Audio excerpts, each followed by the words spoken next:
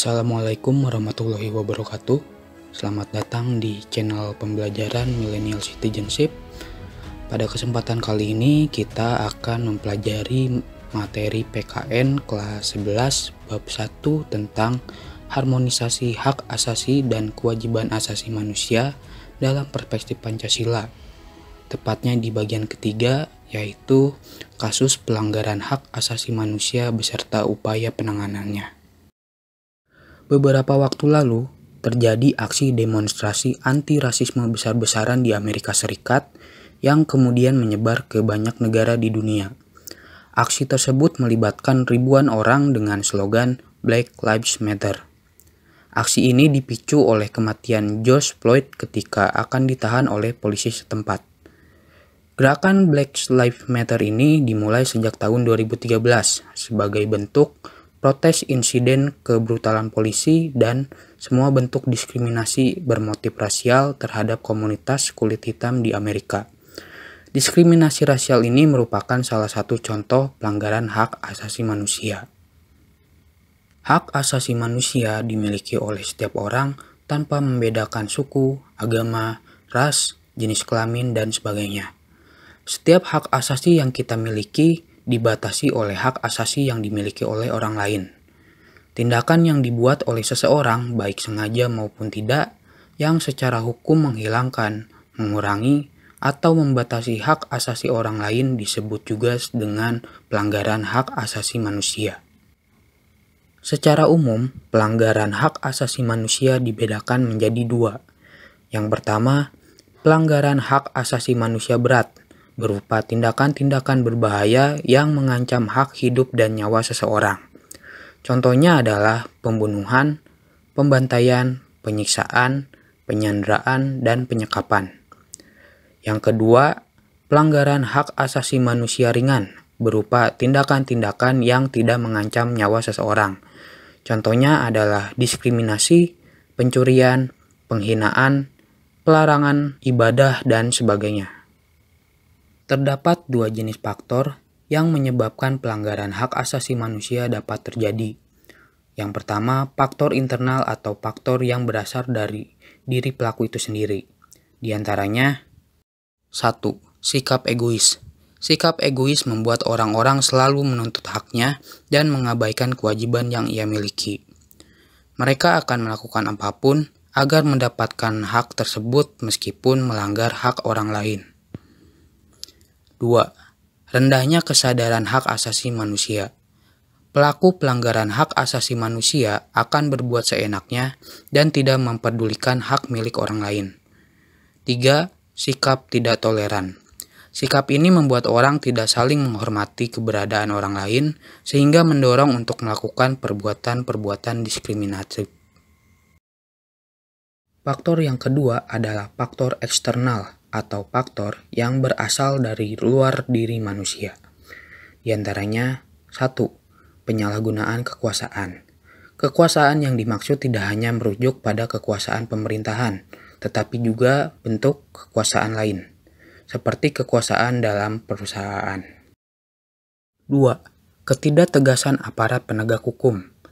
Penegakan hukum yang tidak tegas dan penyelesaian yang tidak tuntas atas kasus pelanggaran hak asasi manusia membuat para pelaku tidak merasakan jerak dan dapat memicu pelanggaran lainnya. 3. Penyalahgunaan teknologi. Pemanfaatan teknologi yang tidak sesuai aturan dapat memberikan pengaruh negatif. Contohnya, terganggunya kesehatan masyarakat di sekitar pabrik disebabkan kegiatan produksi yang menggunakan teknologi tidak ramah lingkungan. 4. Kesenjangan sosial dan ekonomi.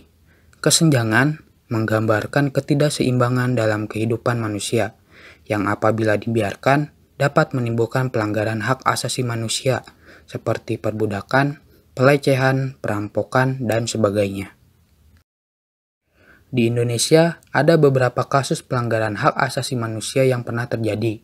Contohnya, 1. Kerusuhan Tanjung Priuk pada tanggal 12 September 1984. 2.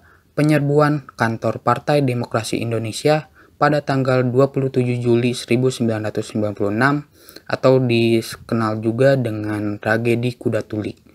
3. penembakan mahasiswa Universitas Trisakti pada tanggal 12 Mei 1998. 4. Tragedi Semanggi I pada tanggal 13 November 1998 dan tragedi Semanggi II pada tanggal 24 September 1999. Dan yang kelima, penculikan aktivis-aktivis pada tahun 1997 sampai 1998. Dalam menangani dan menegakkan masalah hak asasi manusia di Indonesia, pemerintah sudah melakukan berbagai upaya. Upaya tersebut tentunya mengacu pada Pancasila dan Undang-Undang Dasar Negara Republik Indonesia tahun 1945 sebagai dasar negara, dengan mempertimbangkan ketentuan-ketentuan hukum internasional mengenai hak asasi manusia. Upaya penanganan kasus pelanggaran hak asasi manusia tersebut antara lain pembentukan Komisi Nasional Hak Asasi Manusia pada 7 Juni 1993. Komnas HAM merupakan lembaga negara yang mandiri dan berfungsi sebagai lembaga pengkajian, penelitian, penyuluhan, pemantauan, dan mediasi mengenai hak asasi manusia. 2. Pembentukan instrumen hak asasi manusia atau alat untuk menjamin proses pelindungan dan penegakannya, yang berupa peraturan perundang-undangan. Di antaranya, Piagam Hak Asasi Manusia 1998, Undang-Undang Nomor 39 Tahun 1998 tentang Hak Asasi Manusia dan peraturan lainnya. 3. Pembentukan Pengadilan Hak Asasi Manusia dengan dasar Undang-Undang Nomor 26 Tahun 2000. Pengadilan ini bertugas untuk memeriksa dan memutuskan perkara pelanggaran hak asasi manusia berat di Indonesia. Selain itu, untuk mencegah terjadinya pelanggaran hak asasi manusia, ada beberapa upaya yang dapat dilakukan.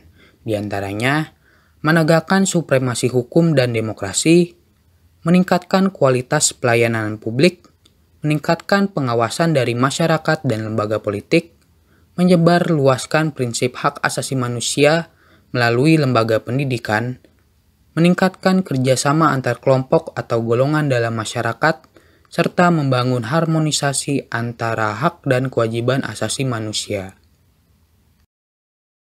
Demikian adalah penjelasan singkat mengenai materi kasus pelanggaran hak asasi manusia dan upaya penanganannya. Apabila ada yang ingin ditanyakan, silakan tulis di kolom komentar video ini. Dan terus dukung channel Millennial Citizenship dengan cara subscribe, lalu nyalakan juga loncengnya agar tidak ketinggalan apabila ada video baru. Jangan lupa like dan share video ini ke teman-teman yang lain. Terima kasih dan sampai jumpa di video selanjutnya.